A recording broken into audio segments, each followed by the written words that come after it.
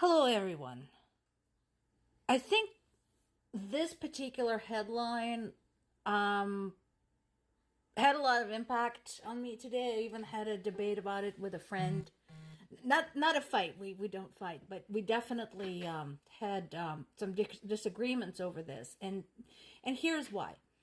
While I understand that it is important to basically try and work with all of the potential candidates for the presidency of the most powerful country in the world. I get that.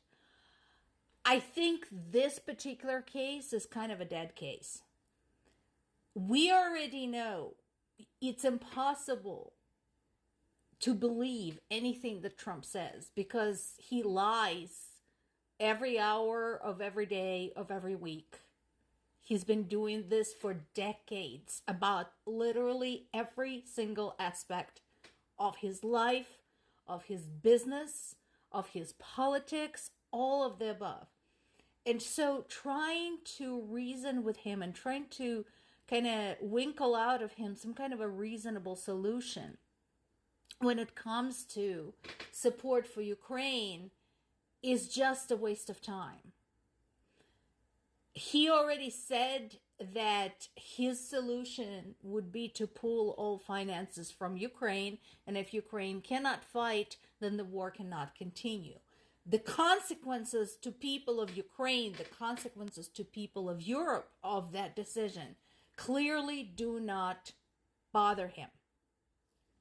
So Cameron gets points for courage and for altruism. But again, I think this is one of those cases where this is not productive. If Trump gets elected, I can tell you exactly what's going to happen. He's going to sell Ukraine down the river to Russia.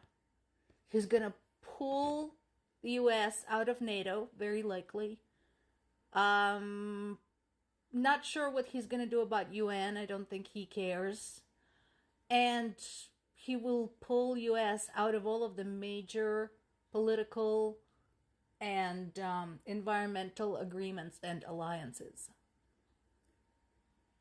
And my suggestion to Great Britain and to all of Europe right now, you've seen what this guy can do. You've seen what happens when he's in charge.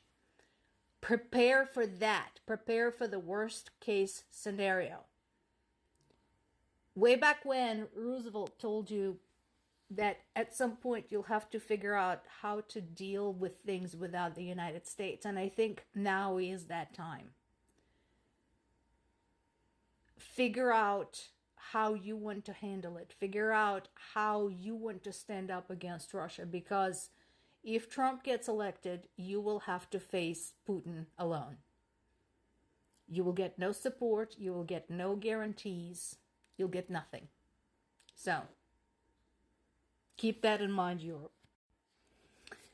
And I think ISIS is going to be upset because no matter how many times they claim responsibility and no matter how many people of non-Ukrainian origin are arrested for the terrorist attack in Moscow, Russia continues to insist that Ukraine is involved. And not only that, but it was financed with the money flowing through Ukrainian oil and gas company Burisma. And you've heard that particular name before because that is a company where Hunter Biden was involved. So now basically they're accusing Biden of financing a terrorist attack in Moscow using the money from a Ukrainian oil company. Are you keeping up with this? Because I hope you're keeping up. Good. Meanwhile, while Russian government is busy coming up with conspiracy theories about the terrorist attack, they're also preparing for a meeting with China. And again, what did we say about Russia and China? This is all you need to know. Again, we go back to U.S. Secretary Yellen, trying to talk some sense into China, trying to convince them that collaboration with Russia is not in their best political interest. However, again, when you do not have specific measures, specific consequences for somebody, this is what's going to happen. They've been in bed with each other for a long time, and they're going to continue staying there.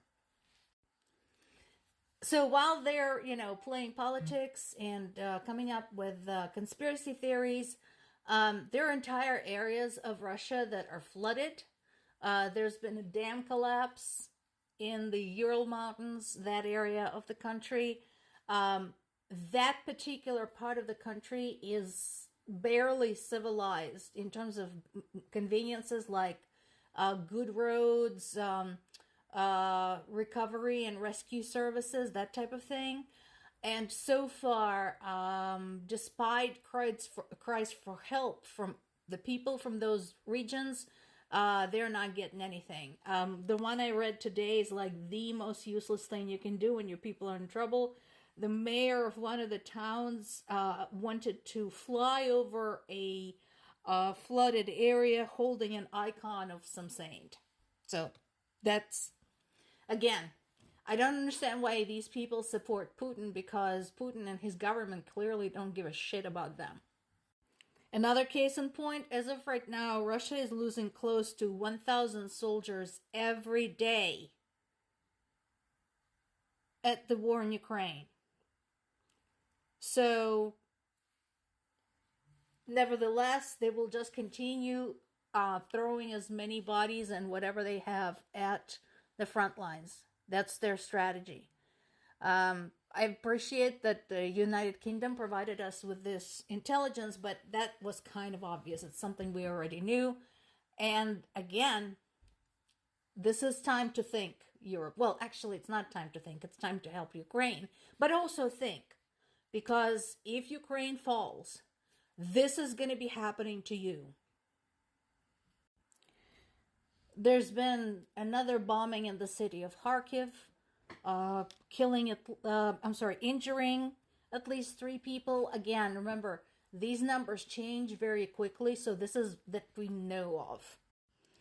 As I mentioned before, Kharkiv is Ukraine's second largest city. It has not just a great political and economic significance, but also cultural and historic significance.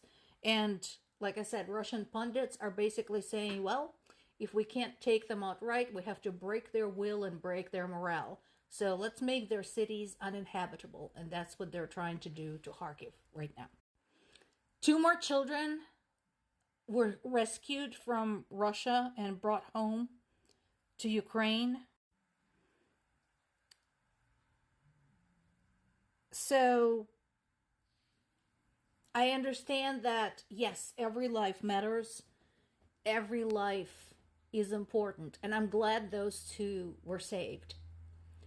But let's not forget, that is 2 out of 11,000 children that we know of who were kidnapped from Ukraine. Also, as the result of this war, we have at least 1,800 Ukrainian children who became orphans that we know of. Likely the numbers are significantly higher.